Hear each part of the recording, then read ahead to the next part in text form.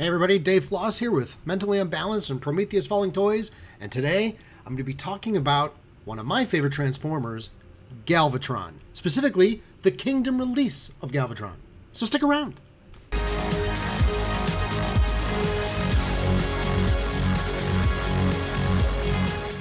So as I said, I'm going to be talking today about Galvatron and the Kingdom release of the Galvatron figure, the recent Galvatron release from Hasbro.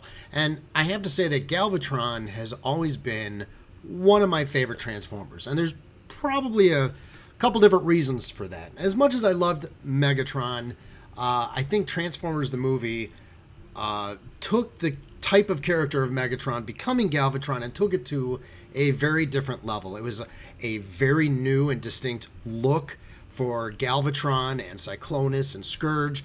And we can't get over the fact that it was just, I think, voiced perfectly by Leonard Nimoy, who just brought a very different kind of gravelly, dark tone to this character, this reimagination or reformatted version of Megatron. So I wanted to talk because really, at least in the Hasbro line, not so much the third-party line, we've been a little dry when it comes to getting a really good version of Galvatron. And, well, let's just take a look right now, right? So we're taking a look, and I actually have two Galvatrons here side by side to give you an idea, because we have the 1986 version of Galvatron that came out, which was a fun toy. You could turn it into a gun. It had lights and sound. But, well, besides the color scheme, didn't look... well, I should say, because of the color scheme and just the toy in general, didn't really look nearly as cool as Galvatron did on the screen, right? And there was only so far they could go with some of these more rounded and less square block-shaped characters that they presented in the movie, and those didn't really generally translate very well into toys. Now we see next to it the Kingdom release of Galvatron, and I have to say this is probably one of my favorite Galvatron releases, definitely and especially in the Hasbro specific releases of this character. And there's a couple reasons for that. One, about a year ago, give or take, we started seeing the 1986 Studio Series releases. And we got some really cool Transformers out of the 86 movie studio series, like Hot Rod and Cup and Blur and Scourge. And then suddenly it looked like they kind of pulled back on that a little bit, and all of a sudden they were releasing the Kingdom line, which had a variety of different figures from different parts, from Beast Wars to classic G1, etc.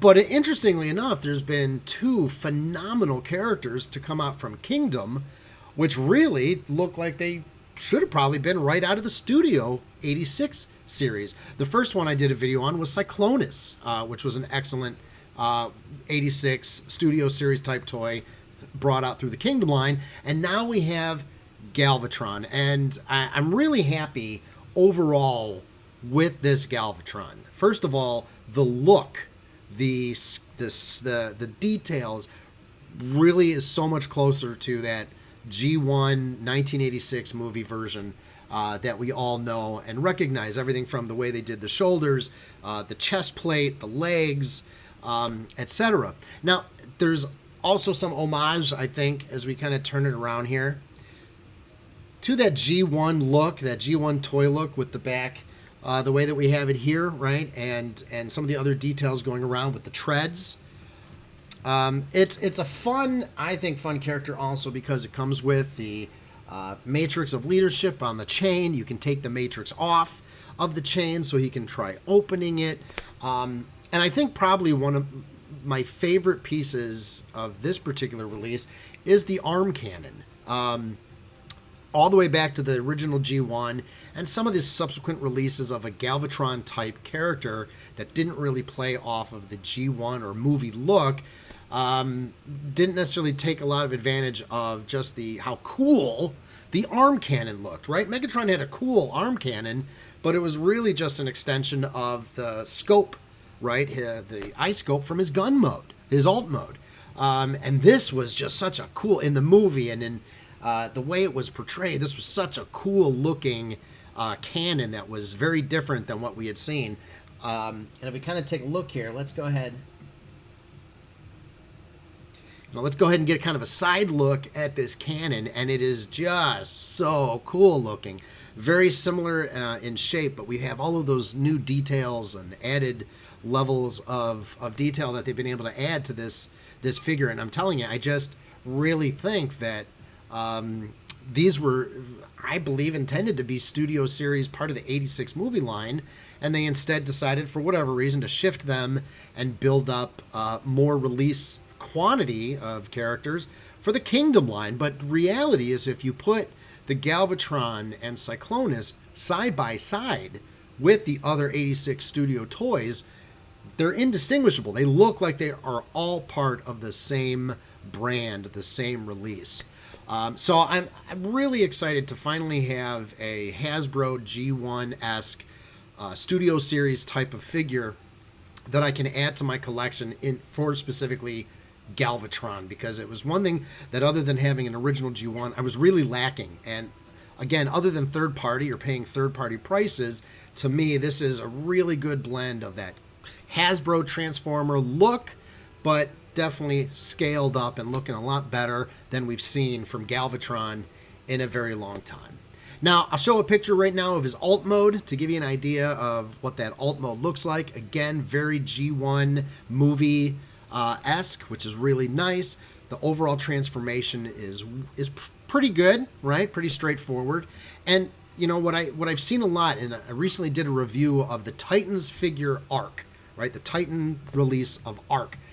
The Arc, there was still a lot of kibble going on, and there was a lot of openings and gaps where they had to didn't really hide the mechanisms, the mechanical mechanisms for that transformation. But what I will say pleases me very much about this release of Galvatron is that kibble is practically at a minimum. Very little going on. Even the back, the way that it falls in very sleek. It's not over the top. And we can see, again, as we turn, well, that's when he doesn't shoot the other Galvatron. And we can see as we kind of turn this around, yes, you're always going to see a little bit of the joints and mechanics of it, but especially from a side or front view, it is a clean, pretty clean figure, again, for a straight up just Hasbro toy release. So ultimately, I think really display worthy and looks really good.